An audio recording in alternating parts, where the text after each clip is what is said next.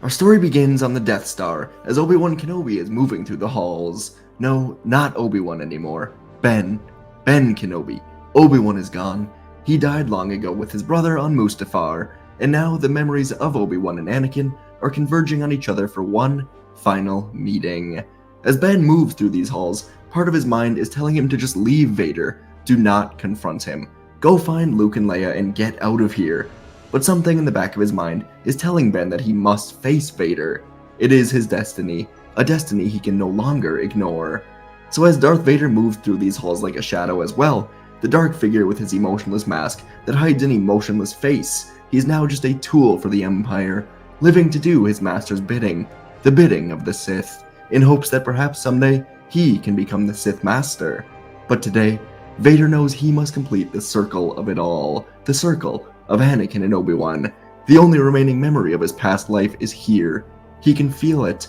And so, together, Anakin and Obi-Wan, Vader and Ben, enter the hallway next to the hangar, and their final moments together will begin. Kenobi ignites his lightsaber, the familiar vibration of the power cells rising up in his arm. And Vader speaks first, telling Kenobi he has been waiting for him. And finally, they meet again. This voice, the robotic voice, is even more unrecognizable than it was on that barren moon some 10 years ago, Ben realizes, and he can only think, is any of my friend left in there? And a sudden memory now assaults Ben, a woman lying on a bed, her breath shallow as she tells Kenobi there is still good in him, before she died. But Kenobi had to shake that memory away. He is certain that his friend is dead. The thing in front of him cannot be Anakin Skywalker. And again, Vader speaks, telling Ben that the circle is complete. When he left him, he was but the learner, and now he is the master. And for the first time in years, Ben feels anger. And against all of his training, Ben replies with this anger. He asks Vader if he left him on that river of molten lava, or did he leave him earlier when he raced into the night to save his mother, only to slaughter an entire village. Kenobi could feel Vader's surprise at these words, and so Kenobi said of course he knows. He felt the darkness all the way across the galaxy. And Ben asked now if Vader left him when he held his own wife by the throat, killing her and the twins. And now Ben realized his sudden mistake. Vader tilted his head, and he simply asked, twins? He never knew there were two children. He always thought there was one, and that they died with Padme. So Vader ignited his lightsaber, and he told Obi-Wan he was wise to hide them from him. Vader now moved in, a new determination rising up in him. Perhaps this was the key to killing Palpatine and taking over as the Sith Master. He would find his children, he would bring them to his side. He knew better than anyone that it is impossible to resist the powers of the dark side, so he swung at Kenobi with genuine intent to kill the old man. He was in the way of Vader's true destiny. But as Obi-Wan was deflecting the powerful strikes, he knew now how important this battle had become. If Vader kills him, then the Dark Lord could turn his own children to the dark side, and they are the final hopes for the Jedi, for the galaxy. So Obi-Wan knew he must kill Vader once and for all. But as they continued the duel, Obi-Wan could sense something new. It was a conflict in the Force, as if the ghost of Anakin Skywalker were trying to escape from Vader's grip. So Obi-Wan now tried something else, telling Vader that Anakin failed once, but he now has a chance for redemption. Vader was trying not to listen, and his old cybernetic limbs were moving slowly as he was testing the old, worn-down limbs of Kenobi. Perhaps the two of them were more alike than he would like to admit. And again, Obi-Wan brought up Padme. He tells Vader her final words, as she died giving birth to the children of Skywalker. She died proclaiming her belief in Anakin. Even after everything, she thought there was still good in him. Vader angrily yelled that that was enough, and he punched Obi-Wan hard in the face, then Force pushed him hard into the wall as Vader lifted his blade. But from the other side of the hangar, a voice called out. The young Luke Skywalker yelled, "Ben, no!" And a memory came to Vader in this moment as he looked to Obi-Wan, beaten and defeated. Vader saw his own mother, tortured, beaten by the Tuskens, and the pieces were coming together now. Luke is his own child, but he is looking upon his mentor, Obi-Wan Kenobi, being beaten down by some monster. And Vader realized now he is no better than the Tusken Raiders that he once slaughtered. So as Luke, Leia, Han, and Chewbacca were firing at the stormtroopers, hoping that Kenobi can get to them, the entire stormtrooper squad was suddenly thrown far across the hangar. As Vader now stood alone, with Ben getting up behind him. The Jedi Master told Vader it is time to go, old friend, and they move towards the Millennium Falcon. Han, Chewie, and Leia tell Ben there is absolutely no way that criminal is getting on their ship, especially after Alderaan. But Vader said something that intrigued everyone. He said that he knows how to destroy the Death Star. So Han looked to Leia and simply shrugged, saying that if Vader wants them dead, then they'll be dead. So they just let them onto their ship, knowing they really had no choice. And Leia moved to the back, not wanting to be anywhere near this monster. But she knew deep down it was her duty to the entire galaxy to destroy this battle station if Vader could truly do it. They simply could not allow for Alderaan to happen again. And in the front of the ship, Vader instinctively moved towards the piloting controls, but Han and Chewie made it known that there was absolutely no way he was piloting the Falcon. So Vader stood by the door as the Falcon took off through the hangar entrance, now that the tractor beam was disabled. Vader honestly had no idea what he was doing, but perhaps for the first time ever, he was choosing what direction to take his life in. It was never his choice to be a slave, even a Jedi, a war hero, council member, spy, or even a Sith. All of it was chosen for him, and today, Vader was taking back his life. Han flew the Falcon through a Death Star trench, and turrets began to fire at them, but Vader just kept on guiding them. Vader studied this battle station extensively, and he was aware of the single exhaust port that could cause the entire battle station to erupt. It was tiny, and basically impossible for anyone to hit, unless that person was guided by the Force. So as Han weaved the Falcon between turret shots, Vader closed his eyes, waiting for the perfect moment, and when they were there, Vader told Han to fire, and he did. A single torpedo sunk deep into the exhaust port, and Han veered the Falcon away as the explosion rippled through space. And in the back of the Falcon, Leia felt the explosion and allowed herself a moment of peace, thinking of her family that died with Alderaan. The Death Star was gone, and there was now a clear path forward for the rebellion to defeat the Empire once and for all. So the Falcon took off into hyperspace for Yavin 4 with the good news. And on Yavin, the group was welcomed back until Vader was spotted. Almost immediately, rebel soldiers surrounded Vader with their blasters at the ready, until Leia stepped forward and said they must hear him out, as Vader just destroyed the Death Star. Han tried to butt in to say that Vader didn't do it alone, but Leia gave him a look that made Han just shake his head. And so, the next couple days would be a mixture of celebration, confusion, planning ahead, and determining what to do with the most influential figure in the Empire, after the Emperor, of course, who was now seemingly on their side. But Obi Wan had an idea that everyone would eventually agree with. He and Vader will move out into the Yavin woods, and from there they will continue training Luke without bothering the rebellion. Vader and Kenobi had talked for many long hours, and though they both agreed that their past life as Anakin and Obi Wan was over, they knew that they can do what is best for the galaxy, train Luke to destroy the Emperor. The reveal to Luke and Leia came as a shock to both of them, and Luke was much quicker to embrace the truth of Vader being his father. Leia, on the other hand, completely refused it. She told Vader he will never be anything more than an asset to bring down the Emperor. The man blew up Alderaan, and Vader knew he would never, and should never, truly be forgiven for this. So for months, the rebellion would continue operations from here on Yavin, as the Empire never had a chance to track down the Falcon, because, well, the Death Star blew up. They were safe from the eyes of Palpatine for the time being, and as Palpatine disbanded the Senate, and rumors were circulating about the Death Star, the rebellion had no issue recruiting more and more members to their cause every single day. The Galactic Civil War was in full swing, and the rebellion was a true threat to the Empire now that the Death Star was gone. From Corellia to Balmorra, some assaults on Coruscant supplies, and a battle above Mon Cala among many more, the rebellion was just fighting back constantly, and Palpatine was soon pouring everything he had into finding the main rebel base. Countless bounty hunters were hired, with a price exceeding anything before, and Palpatine was getting desperate. Morale was weakened after the loss of Vader. Only he knew that Vader was actually alive, as he could feel it in the Force, but he told the people in his empire that Vader died with the Death Star, so no one knew he was a traitor, and the rebellion wasn't leaking that Vader was secretly a part of their alliance, as the people would not love to hear that at all. So as war reigned, Vader and Kenobi would spend day after day training Luke in the forests of Yavin. Months passed on Yavin, as Luke's training unfolded in these forests, where the two extremely different mentors were guiding him. Obi Wan Kenobi, his serene, reserved style, and then Darth Vader, former Sith, now intent in his commitment to the light side. Obi-Wan began with Luke's connection to the Force, emphasizing control, balance, and the clarity that years of meditation had given him. He focused Luke's awareness on the small details of life around him, the sway of the leaves, the hum of life within every creature, the whispers of the Force flowing through everything, and Obi-Wan's teachings tempered Luke's spirit, helping him understand the patience and discipline that a Jedi required.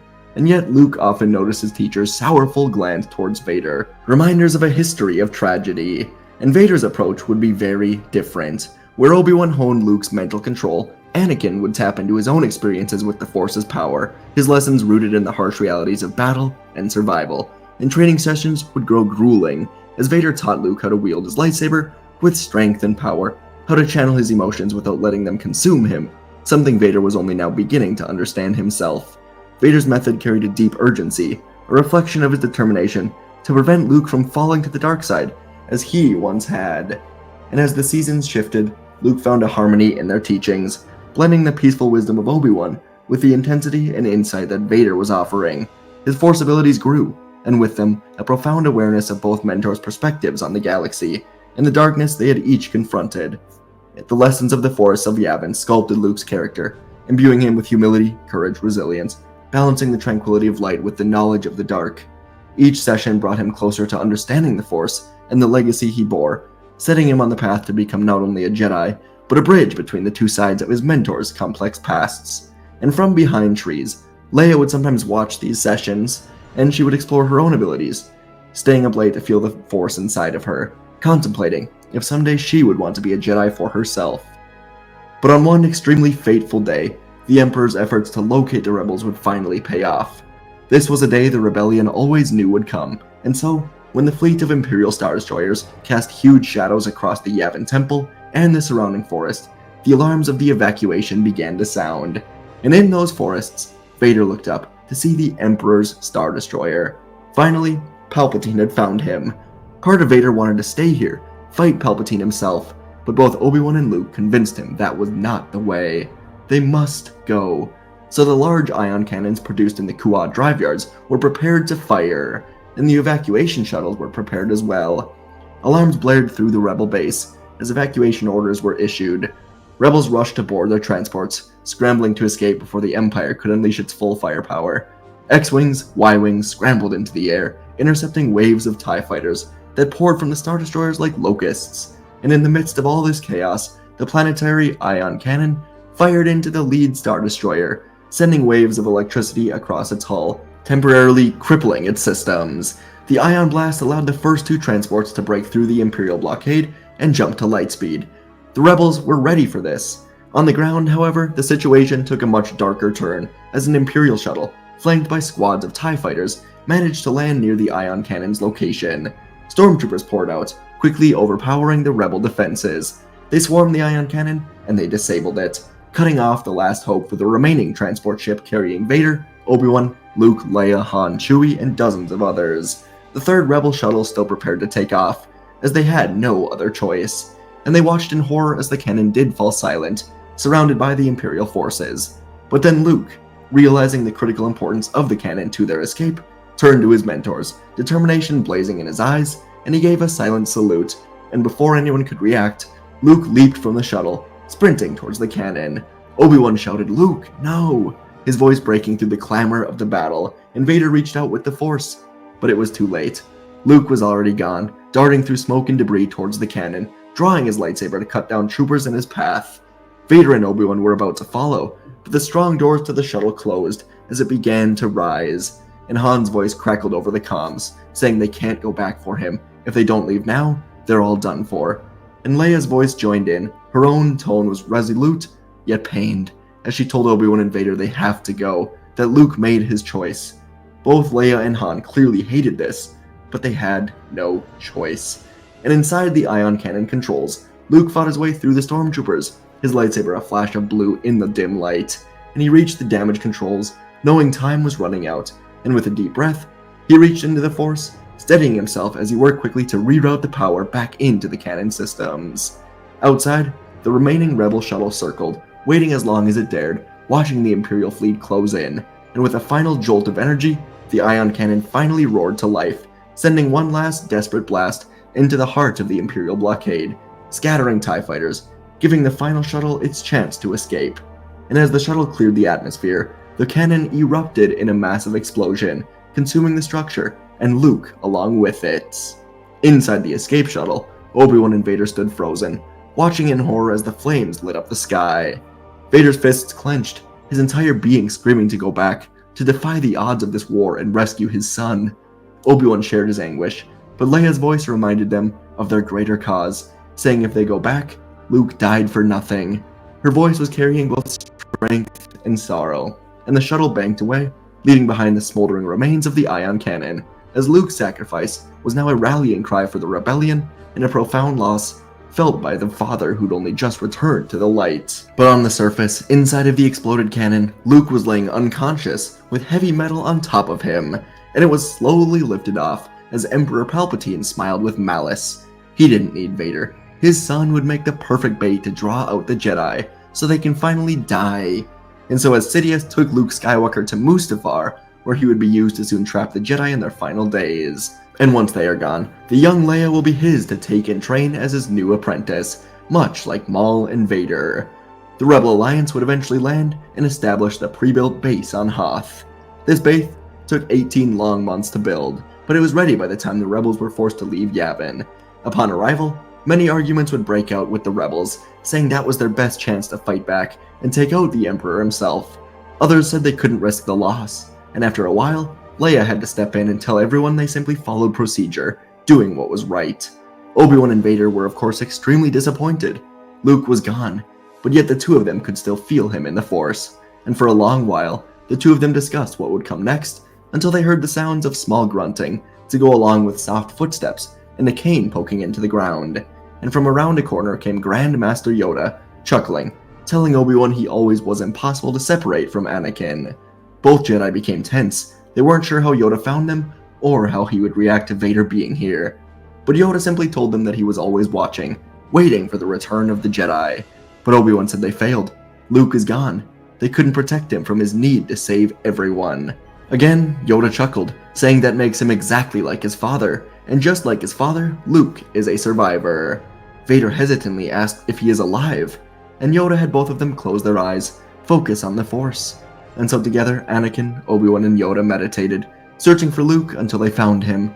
Anakin heard him call out for his father, and he saw flames, lava, Mustafar. Most of that planet has been cleared of its heavy lava, but there was still one large facility there that was full of the lava that Luke was being kept at. And Yoda spoke again, saying they can only see Luke because the Emperor wants them to see him, because it is a trap. So in his robotic voice, Anakin asked what their next step is, and with an old, tired but determined smile, Obi-Wan said it's simple. They spring the trap. And all the way on Mustafar, Darth Sidious waited for the Jedi. He planned to turn Luke to the dark side, but first he must fully eliminate the lingering Jedi. Since the day his empire rose, Sidious has been perfectly fine letting the Jedi live on in exile, festering in their failure. But with the emergence of the Skywalker child and Vader's turn to the light, ignoring the Jedi has become impossible. His task now is to eliminate them, once and for all. And so when Anakin, Obi-Wan, and Yoda arrived on Mustafar, they knew Sidious would be here waiting for them. It was time to cut off the head of the snake that was the Empire, and they landed their ship outside of the lone Imperial facility, still standing here on the planet. And together, the three of them entered in.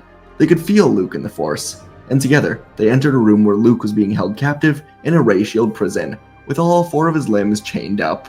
Anakin moved in, telling his son he is brave but foolish, and Luke said he got that from him. But as Anakin pulled Luke down, a sudden explosion was heard from well below them. Sidious rigged this entire facility to blow, and take the Jedi with it.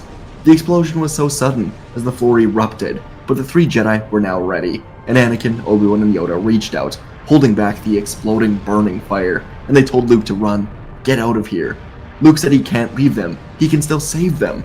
But the Jedi told Luke he already has, and they urgently told Luke to go.